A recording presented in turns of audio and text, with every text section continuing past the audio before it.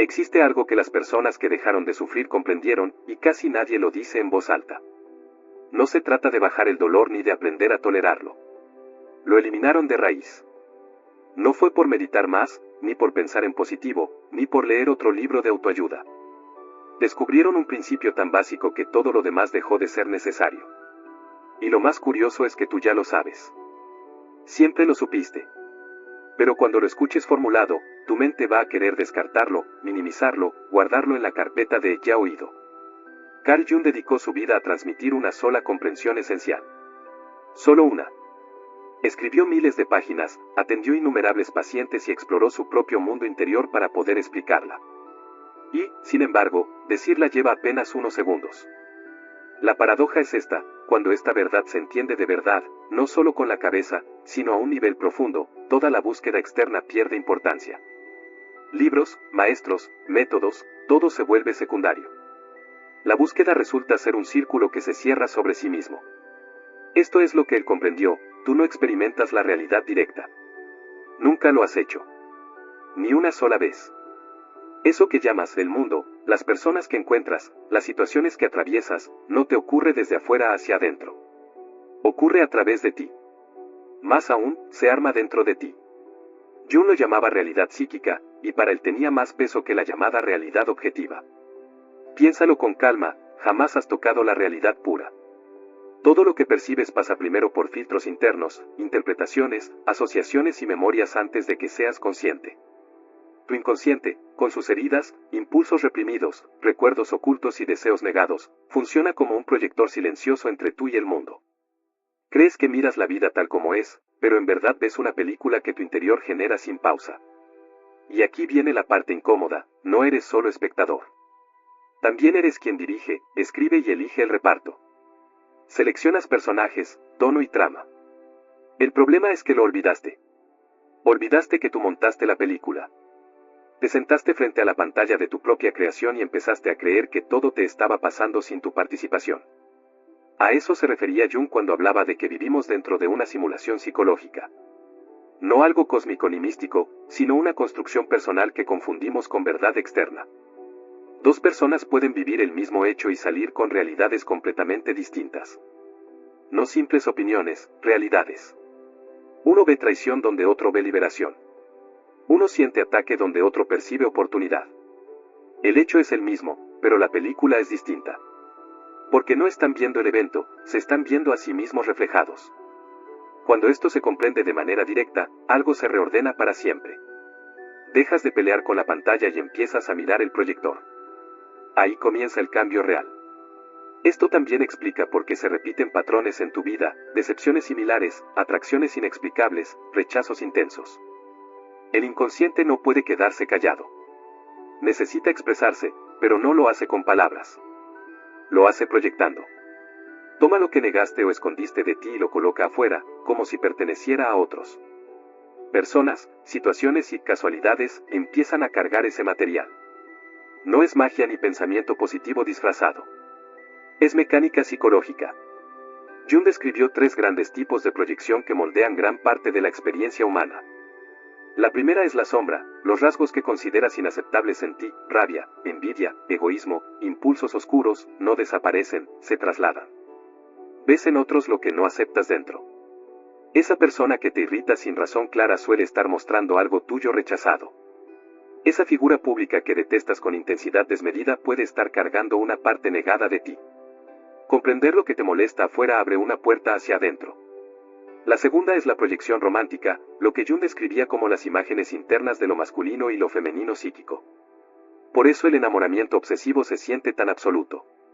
No ves realmente al otro, ves tu potencial no vivido reflejado en su figura. La otra persona se vuelve pantalla de lo que tú no desarrollaste. Por eso muchas relaciones que empiezan con idealización terminan en desilusión. Cuando la proyección cae, aparece el ser humano real, que nunca pudo coincidir con la imagen. La tercera tiene que ver con los complejos, núcleos emocionales no resueltos, casi siempre formados en la infancia. Funcionan como subpersonalidades con agenda propia, capaces de tomar el control de tus reacciones. Y no solo reaccionan, organizan experiencias. El complejo de abandono genera escenas de abandono. El de rechazo produce rechazo. El de no merecer crea pruebas constantes de no merecimiento. No es metáfora, influye en cómo percibes, actúas y comunicas sin darte cuenta. Jung documentó muchos casos donde la vida externa de una persona reflejaba exactamente sus conflictos internos. Al transformarse el complejo, también cambiaban las circunstancias visibles, no por milagro, sino por cambio en percepción y conducta. Una paciente suya estaba convencida de que todos querían dominarla, pareja, colegas, amistades, incluso desconocidos. Veía control por todas partes. En el análisis descubrió algo difícil de admitir: la necesidad de controlar era suya. La había reprimido por completo. Al no reconocerla, la proyectaba. Los demás se convertían en portadores de ese impulso negado. Cuando aceptó su propio deseo de control, la sensación de ser controlada por todos desapareció. No porque el mundo cambiara, sino porque dejó de proyectar. Así vive la mayoría, frente a un espejo, intentando arreglar el reflejo en lugar de la imagen real. Discutimos con personas que reflejan nuestras sombras. Perseguimos parejas que sostienen nuestras proyecciones. Luchamos contra escenarios que ayudamos a crear sin saberlo. Jung vio este patrón una y otra vez y llegó a una conclusión dura: gran parte del conflicto humano es gente peleando con su propio reflejo. A gran escala, los odios colectivos y las guerras también son proyecciones de sombra compartida. En lo íntimo, muchas peleas de pareja son choques entre materiales inconscientes. Cuando lo ves, ya no puedes dejar de verlo ni participar del mismo modo. De aquí surge una de las ideas más liberadoras y más inquietantes que Jung expresó: lo que no haces consciente dirige tu vida, y tú lo llamarás destino. Lo que nombra suerte, karma o prueba del universo muchas veces es creación inconsciente propia.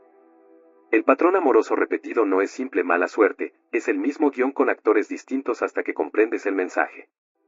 El obstáculo laboral que cambia de forma pero no de fondo es la misma lección con otro disfraz. La sensación de que siempre falta algo no proviene del mundo externo, sino de buscar afuera lo que solo se resuelve dentro. Jung trabajó con una mujer que se había casado 5 veces, con 5 hombres diferentes, de entornos, personalidades y profesiones totalmente distintas. Y sin embargo, las 5 historias terminaron igual: mismos conflictos, mismas traiciones, mismo abandono. Ella estaba convencida de que tenía una maldición amorosa, que el destino la saboteaba. Creía que el problema estaba afuera. Jung le mostró otra lectura: no eran 5 hombres distintos, era un mismo patrón usando 5 disfraces. Su inconsciente repetía la misma trama con nuevos actores porque había algo que necesitaba hacerse consciente. Cuando dejó de acusar a los 5 y empezó a observar a la única constante, ella misma, la repetición se detuvo. No por fuerza ni por control, sino porque ver el patrón desactiva el programa oculto. Así diferenciaba Jung destino y libertad. Mientras operas en automático, no eliges realmente, repites. Los patrones tiran de los hilos y tú lo llamas suerte o fatalidad porque no ves quién dirige. Pero cuando el patrón se vuelve consciente, pierde autoridad. La conciencia es la fuerza liberadora. No el esfuerzo ciego ni la positividad forzada, sino el darse cuenta. En términos prácticos, muchos de tus problemas tienen una raíz común con distintos disfraces. Ansiedad, vacío, dependencias, conflictos de pareja, bloqueo profesional, no son fallas separadas que requieren soluciones aisladas. Son señales de material interno que busca ser integrado. El inconsciente no es un enemigo oscuro, es un sistema de mensajería. Siempre está enviando avisos sobre lo que necesitas mirar. Si no atiendes sus señales suaves, sube el volumen. Lo que era intuición se vuelve crisis. Lo que era incomodidad se vuelve colapso. Muchas rupturas internas son la psique exigiendo ser escuchada tras años de silencio. El propio Jung atravesó algo así entre 1913 y 1917, una confrontación profunda con su mundo interior. Tuvo visiones intensas, emociones desbordadas y la sensación de que todo su marco mental se desarmaba. Desde afuera parecía una ruptura psicótica.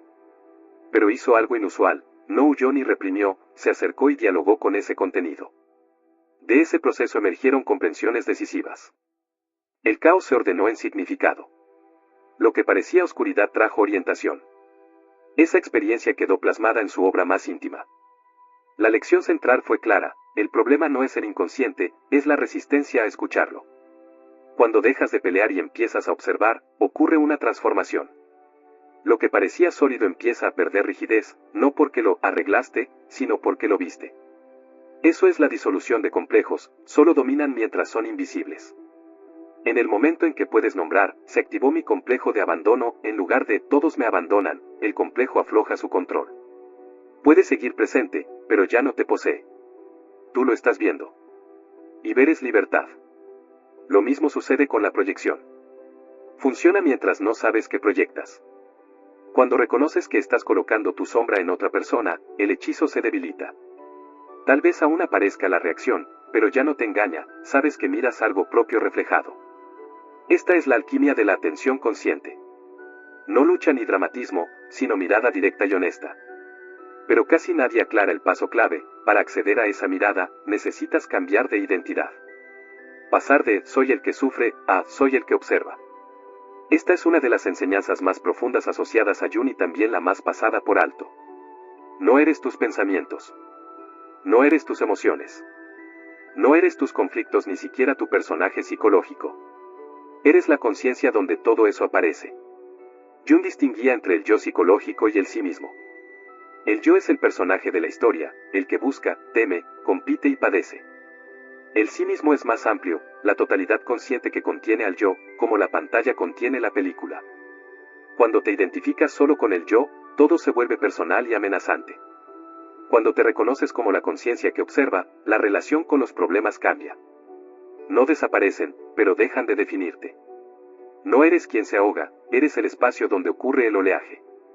No eres el dolor, eres el campo donde el dolor surge y se mueve. No es evasión ni negación espiritual. Es la posición del testigo que todas las tradiciones de sabiduría han señalado. En las personas que lograban un proceso de integración profunda, lo que Jung llamó individuación, no veía seres perfectos, sino personas capaces de sostener sus conflictos sin ser devoradas por ellos. Podían decir, estoy notando ansiedad, en lugar de, soy ansiedad. Ese pequeño cambio de lenguaje revela un giro psicológico enorme. No eres depresión, la depresión aparece en tu experiencia.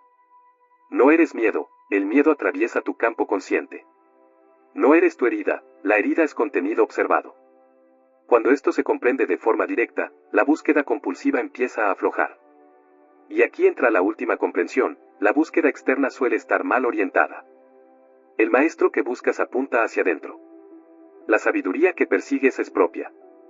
La respuesta que intentas encontrar afuera ha estado esperando en silencio dentro de ti, oculta por la creencia de que debía venir de otro lado. Jung lo vio en el fenómeno de la transferencia, las personas colocan su figura sabia interna sobre el terapeuta o el guía. Sienten que la verdad viene de él, cuando en realidad la están reconociendo desde sí mismas. Cuando un maestro parece hablarte exactamente a ti, cuando un libro te describe con precisión, cuando un vídeo dice lo que necesitabas oír, algo real ocurre, pero no es dependencia externa, es resonancia interna. El maestro funciona como espejo. El libro como superficie. El mensaje como disparador de un saber que ya estaba en ti. Por eso los buenos guías repiten con distintas palabras la misma idea, la verdad ya está en tu interior, solo estás recordándola. A lo largo de su carrera, Jung observó que la terapia funcionaba en la medida en que la persona dejaba de atribuirle la sabiduría al terapeuta y reconocía, esto siempre fue mío. Eso no reduce el valor de enseñar, revela su función auténtica. No entregan verdad, provocan reconocimiento. La práctica concreta es esta, en vez de preguntar qué está mal en tu vida, pregunta qué intenta mostrarte. Esa situación que se repite, que quiere volverse consciente. Esa persona que te dispara reacciones intensas, ¿qué parte tuya está proyectada ahí? Esa emoción persistente, ¿qué mensaje trae de zonas ignoradas? Ese patrón que no logras romper, ¿qué complejo está dirigiendo la escena hasta que lo veas? Todo es comunicación interna intentando despertarte. Los problemas no bloquean tu crecimiento, son tu crecimiento disfrazado de problema. Por eso Jung afirmaba que no hay despertar de la conciencia sin atravesar dolor. No porque el sufrimiento sea obligatorio, sino porque suele ser el punto donde dejamos de escapar y empezamos a mirar, no porque el sufrimiento sea necesario en sí mismo, sino porque la incomodidad es la forma que tiene el inconsciente de llamar tu atención. Si estuvieras completamente cómodo dentro de tu automatismo, nunca querrías despertar. El malestar funciona como alarma interna, interrumpe el sueño psicológico. Y aquí aparece la última paradoja, la que cierra el círculo, quien busca y lo buscado son la misma fuente. Eres el que persigue la verdad y, al mismo tiempo, aquello que la verdad revela. El proceso de volverte íntegro, lo que Jung llamaba individuación, no consiste en convertirte en alguien nuevo, sino en reconocer lo que ya eres. No es sumar máscaras más refinadas, sino quitarlas. No es fabricar un yo mejor, sino disolver los falsos. No es lograr algo externo, sino reconocer algo interno. Cuando esto se comprende de verdad, ocurre un cambio estable. No porque recibas algo desde fuera, sino porque identificas como propio algo que siempre estuvo ahí. La búsqueda deja de sentirse infinita, no porque encontraste una respuesta externa, sino porque ves que nunca estuvo afuera. El proyector estaba dentro. La pantalla también. El público, el director y toda la obra suceden en tu interior. Y quien se da cuenta de esto también eres tú, la capa más profunda de ti, la que no estaba perdida, la que no necesitaba buscar, la que observa incluso cuando el drama termina. Hacia eso apuntaba Jung una y otra vez. Y hacia eso apuntan todas las enseñanzas auténticas cuando se las lleva al fondo. Es el mensaje que tu mundo interior ha intentado enviarte mediante crisis, repeticiones, choques emocionales y proyecciones. No estás dañado. Nunca lo estuviste. Solo entraste en la experiencia de creerte roto, y la experiencia pareció totalmente real. Despertar no es descubrir una verdad lejana, es reconocerte a ti mismo, la conciencia que sueña la historia, que proyecta la película, que ha estado esperando con paciencia que te des vuelta y veas. Este podría ser el último vídeo que necesites ver. No porque contenga una respuesta definitiva, sino porque señala el único lugar donde la respuesta ha estado siempre, dentro de ti. Si este reconocimiento empieza a moverse en tu interior, si algo en ti percibe que esto resuena como verdadero, sigue explorando estas ideas y observa cómo operan tus sombras y proyecciones en la vida cotidiana. Recuerda, no estás aquí para encontrar la respuesta. Estás aquí para reconocer que tú eres la respuesta. Y ese reconocimiento cambia.